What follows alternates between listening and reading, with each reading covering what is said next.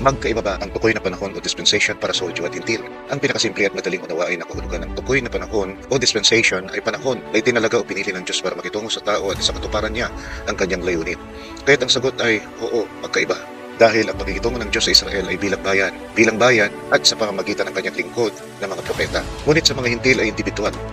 Mula sa CP sa Philippians chapter 2 verse 12 ay ganito ang sinasabi, lubusin ninyo ang inyong pansariling pagkaligtasan na may takot at panginginig.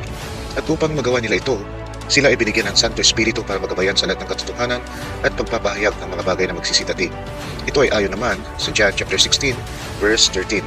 Mahalaga na makita natin ang pagkakaiba dahil kung hindi, mawawala sa hulog at magkakabuhol-buhol ang pagkahulugan o pagpapaliwanag ng mga propesiya, lalo na ang 70 sanglinggo ng Daniel.